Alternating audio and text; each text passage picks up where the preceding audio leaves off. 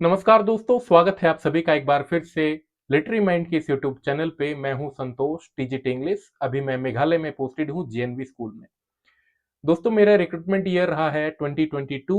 जब 2022 में वैकेंसी आई थी और बहुत सारे और पोस्ट की भी वैकेंसी आई थी और ज्वाइनिंग मेरी हुई थी 2023 में। मेरा फर्स्ट स्कूल था जेएनवी बिलासपुर, छत्तीसगढ़ में था और उसके बाद मैं हार्ट स्टेशन आ गया हूं जेएनवी यहाँ पे मेघालय में। दोस्तों, अगर मैं बात करूं आज की इस वीडियो में क्या खास होने वाला है, तो बहुत इंपॉर्टेंट होने वाली है क्योंकि आप लोगों ने टीयर 1 दे चुके हैं, आप लोग टीयर 2 ऑलरेडी अपीयर हो चुके हैं। अब जिनको उम्मीद है कि भाई टीयर 2 आराम से क्लियर हो जाएगा, वो प्रिपेयर करेंगे अपने किसके लिए, आगे के लिए, इंटरव्यू प्रोसेस के लिए। तो इंटरव्यू तो होगा, निश्चित रूप से इंटरव्यू होगा और डेमो टीचिंग भी होगी, इसमें कोई डाउट नहीं है। तो बहुत इंपॉर्टेंट होने वाली है वीडियो। ये वीडियो आपको क्या क्या चीजें क्लियर करेंगे, ध्यान से सुनिएगा। पहली बात कि आपको इंटरव्यू वाले दिन कब पहुंचना होता है, कितने बजे पहुंचना होता है, सबसे इंपॉर्टेंट। दूसरा ये, क्या डीवी पहले होगी कि इंटरव्यू पहले होगा, डीवी में क्या क्या डॉक्यूमेंट्स चेक किए जाएंगे, इंटरव्यू कितनी देर तक चलेगी, इंटरव्यू बोर्ड में पैनल मेंबर्स कितने होते हैं, साथ ही साथ डेमो टीचिंग में क्या क्या टॉपिक हम ले सकते हैं, डेमो टीचिंग कितनी देर तक होगी, क्या क्या वो सवाल पूछ सकते हैं, ये छोटे मोटे और कुछ अगर डाउट्स होंगे तो वो भी मैं क्लियर करूंगा। तो ये है फिलहाल दोस्तों, जो कि एक लिस्ट मैंने बता दी कि इस वीडियो में हम डिस्कस करने वाले हैं। दोस्तों, अगर स्टार्ट करें डायरेक्टली तो मजा नहीं आएगा। पहले कुछ आप फोटोज देखिए यहाँ पे। ये मेरे ज्वाइनिंग के टाइम की फोटो है, 30 जून 2023 को मैंने यहाँ पे ज्वाइन किया था, आप देख सकते हैं। इसके बाद ये हम लोग इंडक्शन ट्रेनिंग पे गए थे। तो एक छोटा सा थॉट भी है यहाँ पे, जब तक आपको अपनी पहचान बतानी पड़े, समझ लेना भी नाम कमाना बाकी है। तो देर इज एम्पल टाइम। ये मत सोचो आप अभी बहुत कुछ करना तो है, लेकिन एम्पल टाइम नहीं है, कम टाइम में आपको बहुत कुछ करना है दोस्तों। ये रंगारेड्डी की फोटो है, हैदराबाद, जहाँ पे इंटरव्यू हुआ था। और ये गेट लगा हुआ देख सकते हो ये। तो ये आपने सारी फोटोज देख ली। अब दोस्तों मैं बात करता हूं कि आपको कब पहुंचना होता है। देखिए, जैसे मेरा 13 फरवरी 2023 को इंटरव्यू था, तो रिलैक्स होने के लिए कि भाई मेंटली फिजिकली हर तरीके से आप रेडी रहें, आपको कम से कम मैं कहूंगा कि एक दिन पहले आप पहुंचे, ताकि आप प्रॉपर रेस्ट ले लें इंटरव्यू से पहले। ये तो क्लियर हो गया। ताकि आप प्रॉपर रेस्ट ले लें, होटल में आप रुक ले कहीं पे, आराम से रेस्ट ले लें, अगले दिन आराम से जाके प्रोसेस पूरा करें अपना। ठीक है। अब नेक्स्ट डे जब आप जाओगे तो आपके डॉक्यूमेंट्स रेडी होने चाहिए, बहुत सारे डॉक्यूमेंट्स रेडी होने चाहिए। जैसे कि आपका क्या होना चाहिए सबसे पहले रेडी, तो आपके जो डॉक्यूमेंट्स हैं, 10th का, 12th का, ग्रेजुएशन का, पोस्ट ग्रेजुएशन का, बीएड का, मार्कशीट, उनका प्रोविजनल सर्टिफिकेट, अगर आपके पास, अगर रिसेंटली आपने पास आउट किया है तो, डिग्री नहीं है अगर है तो आपके पास, और अगर डिग्री है तो डिग्री तो आपको कंपलसरी चाहिए। अगर बहुत दिन हो गए आपको पास हुए हुए और आपकी डिग्री इश्यू हो चुकी है आपकी यूनिवर्सिटी द्वारा, तो डिग्री तो चाहिए, कंपलसरी है, मस्ट है वो। तो ये तो हो गई कॉमन डॉक्यूमेंट्स, क्या क्या, 10th 12th graduation, BEd, PG किया है तो, या पीजी के बेसिस पे फॉर्म भरा है तो पीजी का चाहिए होगा। ठीक है, पोस्ट ग्रेजुएशन आपका जिस भी सब्जेक्ट में है, ये सारे डॉक्यूमेंट्स। इसके साथ अदर रेलेवेंट सर्टिफिकेट्स आप लगाओगे, याद रखना, बहुत लोग नहीं बताएंगे आपको, लेकिन मैं बता रहा हूँ। अगर आपके अंदर कोई स्पेशल क्वालिटी थी, आपने एनसीसी अटेंड किया है कभी, ए बी सी इनमें से कोई भी सर्टिफिकेट आपके पास है, तो आप उसका लगाएंगे पक्का, ये पॉइंट मिलेगा आपको। आपने स्काउट गाइड किया है, पॉइंट लगा सकते हैं, मतलब पॉइंट मिलेंगे, आप लगा सकते हैं। इसकी फोटोकॉपी देनी पड़ेगी आपको। किसी और चीज में आप अच्छे थे, जैसे अगर मैं अपनी बात बताऊं तो मैं केवीएस से पास आउट हूँ, 10th, sorry 11th and 12th। तो उसके बाद वहां पे मेरे को बहुत सारी अपॉर्चुनिटीज मिली थी को करिकुलर एक्टिविटीज में, तो मैंने उनमें से दो तीन लगाई थी, जो कि काफी हेल्पफुल रही थी वो जब मैंने लगाई। तो ये आपको ध्यान रखना है, ये वैलिड पॉइंट है और आपको ध्यान रखना है, ये लगाना पड़ सकता है आपको, तो लगाइएगा प्लीज। बहुत लोग लगाते नहीं है, सोच के कि हमारे पास सर्टिफिकेट नहीं है, आप लेके जाइएगा, बहुत काम आएगा आपको। ये तो हो गए कुछ डॉक्यूमेंट्स जो मैंने बताए। इसके अलावा आपके पास या तो आधार कार्ड, पैन कार्ड, इनमें से ये सब तो चाहिए होगा। एक तो आपके पास वैलिड आइडेंटिटी होनी चाहिए। ठीक है, वोटर आईडी कार्ड, इनमें से एक कॉपी आपको देनी पड़ सकती है, ड्राइविंग लाइसेंस वगैरह जो भी हो आपके पास, ये चाहिए होगा।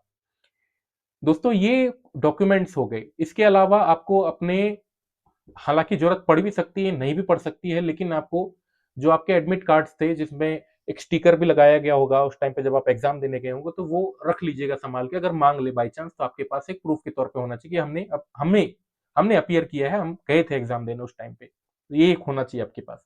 चलिए, इसके बाद क्या है दोस्तों, आपको एक फॉर्म भी वहां पे मिलता है जब आप जाएंगे। तो सबसे पहले आपका डीवी होगा, इंटरव्यू नहीं होता, डीवी होता है सबसे पहले। तो जब डीवी आप देने जाएंगे, डीवी मतलब डॉक्यूमेंट वेरिफिकेशन, सबसे पहले वही होगा। आप एंट्री लेंगे, सीरियल नंबर अलॉट होगा, आपको बताया जाएगा बोर्ड 1 में जाओगे, आप बोर्ड 2 में जाओगे, बोर्ड 3 में जाओगे, बिकॉज बहुत सारे बच्चे आते हैं। तो बोर्ड 1, बोर्ड 2, बोर्ड 3 इस टाइप से हो सकता है कि मल्टीपल बोर्ड्स हों, 3, 5 भी हो सकते हैं, डिपेंड करता है कि नंबर ऑफ एप्लीकेंट्स कितने हैं उस दिन। हर किसी का अलग अलग जगह इंटरव्यू होता है। टीजीटी इंग्लिश का जैसे मेरा रंगारेड्डी में हुआ था, हो सकता है इस बार चेंज कर दे, तो अलग अलग जगह पे होगा। मैथ्स वालों को कहीं, हिंदी वालों को कहीं, इस तरीके से होता है। उस दिन लाइब्रेरियन और इंग्लिश का था।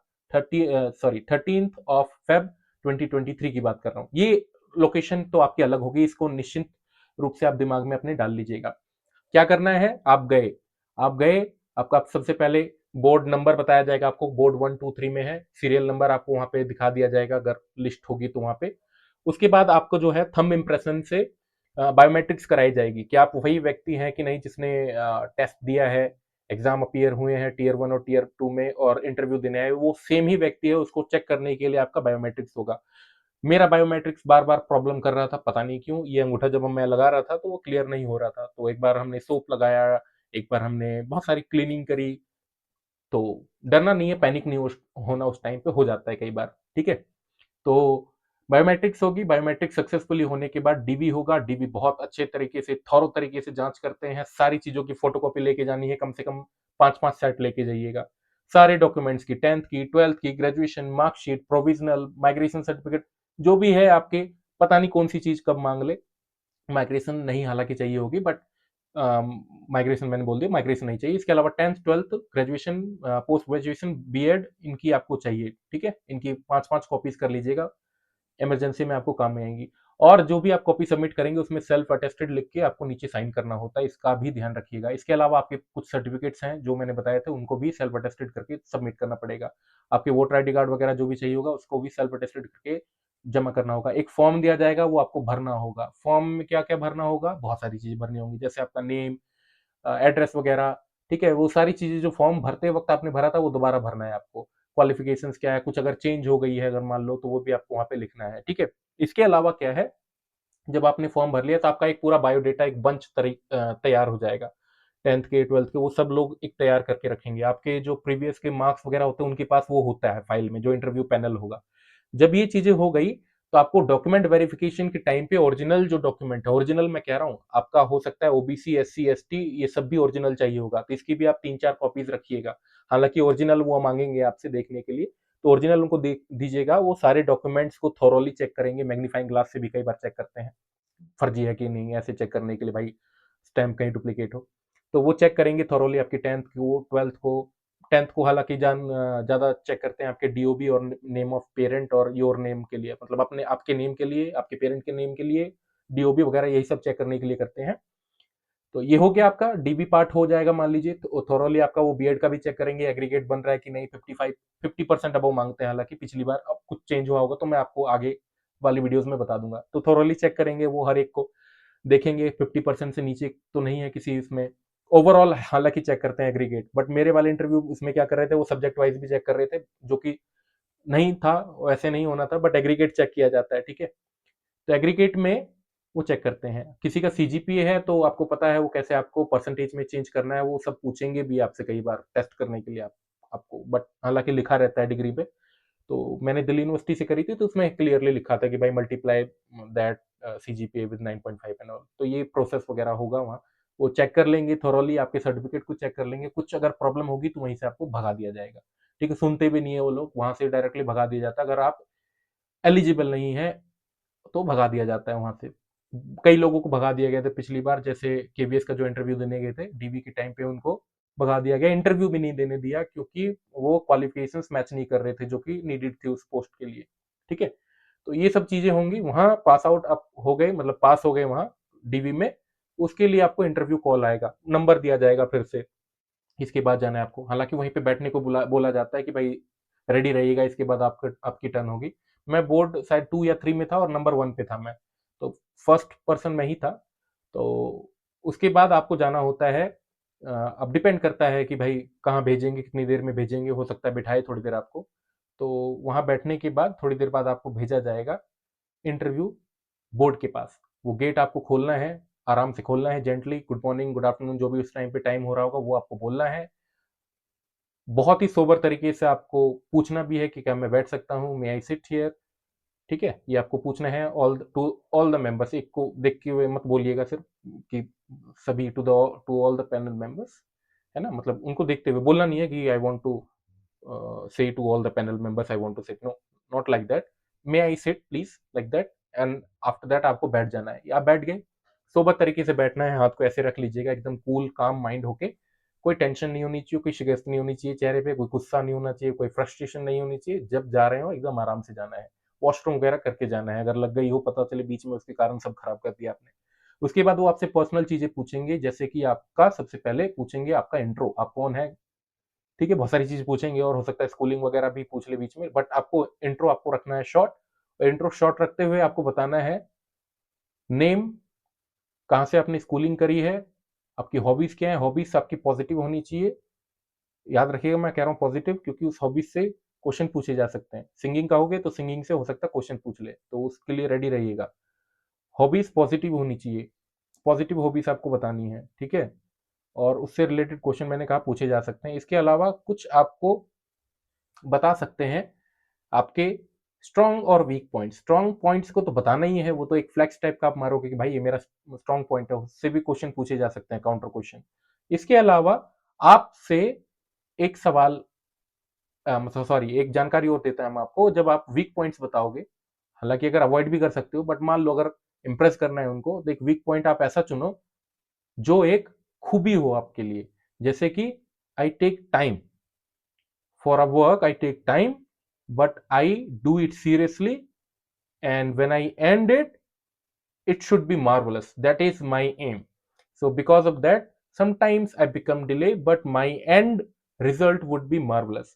तो ये आपका भले ही लग सकता है थोड़ी देर के लिए कि भाई एक ये नेगेटिव पॉइंट है, बट इन दी एंड आप क्या कह रहे हो कि मैं टाइम तो लेता हूँ, या मैं टाइम तो लेती हूँ, लेकिन एंड में जब वो काम निकल के आता है तो वो बहुत ही अच्छे तरीके से मैं करती हूँ विद परफेक्शन, और ये मेरे कह लो कि वीक पॉइंट है। हालांकि वीक पॉइंट नहीं है, वो एक पॉजिटिव पॉइंट की तरह से जो है वहां पे दिखाई देगा आपको, मतलब उन लोगों को दिखेगा।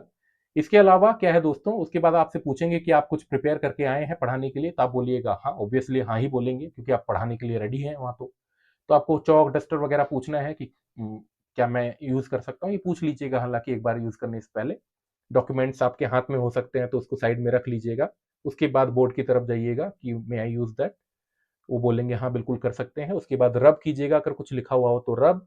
बोर्ड वर्क आपको सिखाऊंगा मैं आने वाली वीडियोस में। बोर्ड वर्क हालांकि डेट आपको मेंशन करनी है, टोटल प्रेजेंट कितने हैं, एब्सेंट कितने हैं, लीव कितने हैं, लिखना है वहां पे। होगा नहीं कोई वैसे, लेकिन आपको ऐसे मेंशन करना है, ठीक है? ये हो गया। इसके बाद क्या करना है दोस्तों, टॉपिक बोल्ड लिखना है, टॉपिक बीच में सेंटर में बोल्ड। उसके बाद आपको जो भी टॉपिक आपको मिला वो आपको पढ़ाना है, ये हो गया आपका काम। पढ़ाने के बाद वो आपसे काउंटर क्वेश्चन भी पूछ सकते हैं कि भाई मेरे को ये समझ नहीं आया, दोबारा समझाइए। तो ये आपकी जिम्मेदारी होगी इस टाइम पे कि उनको अच्छे तरीके से समझ आए। बाकी इंग्लिश लैंग्वेज के लिए मैं बताऊं दोस्तों, English means English, you will have to speak in English language only, no other language will be expected.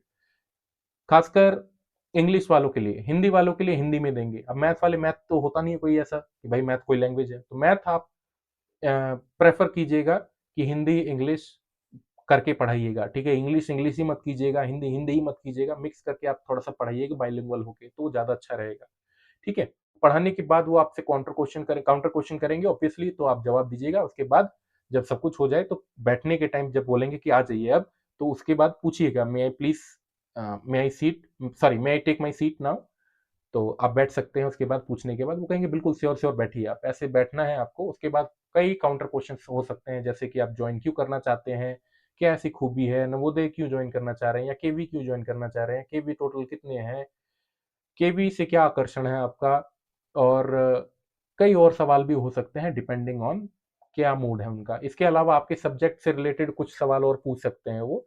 इसके अलावा आपने जो डिग्री उनके पास रखी है हाथ में, यूजी की, पीजी की, तो इंटरव्यू टाइम पे उससे भी रिलेटेड सवाल हो सकते हैं, लिटरेचर से रिलेटेड, ठीक है?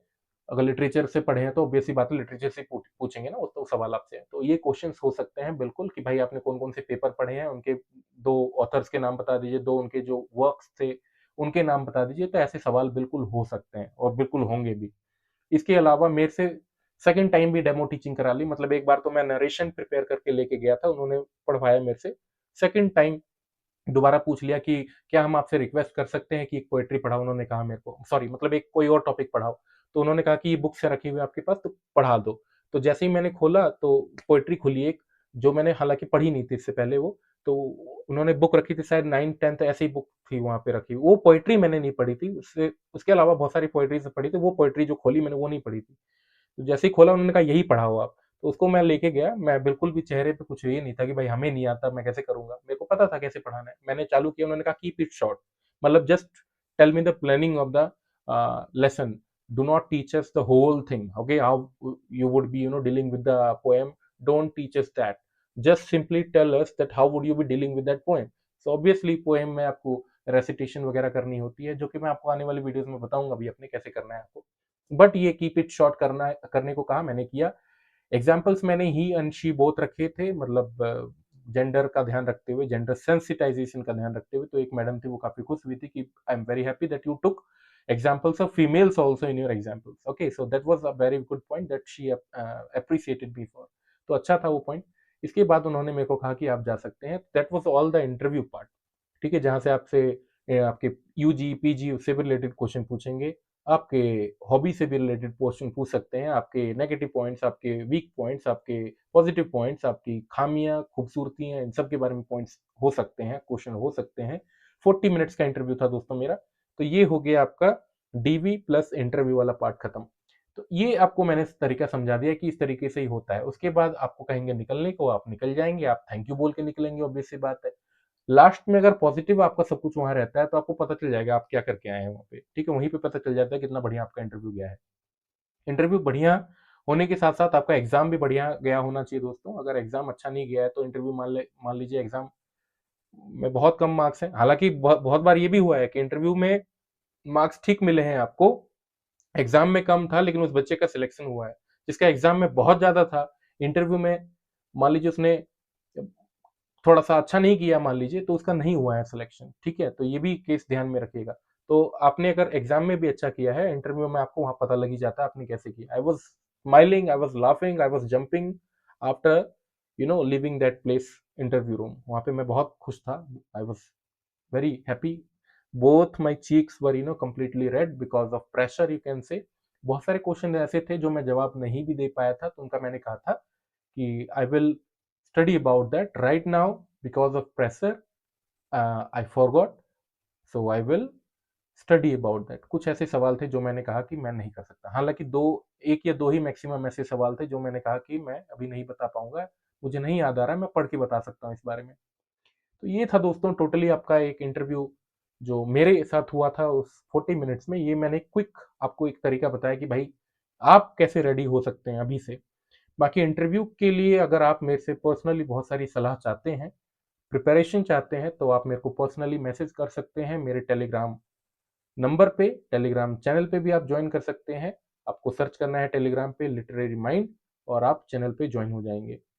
दोस्तों इसके अलावा अगर आप पर्सनली मेरे से सलाह लेना चाहते हैं तो नंबर है 8383018454। Again I am repeating that, 8383018454, that is my number, you can contact me there on the WhatsApp. So अभी के लिए बस इतना ही दोस्तों। ध्यान रखिएगा अपना, अपनों का भी ध्यान रखिएगा, प्रिपरेशन कीजिए, that would be a point of happiness for you tomorrow. ध्यान रखिएगा। मैं चाहता हूं कि आप लोग जो है ज्वाइन करके आइए समिति में, केवीएस संगठन में आइए आप, और बहुत अच्छा कीजिए। यही आशा के साथ मैं आपको धन्यवाद कहता हूँ। जय हिंद दोस्तों, थैंक यू।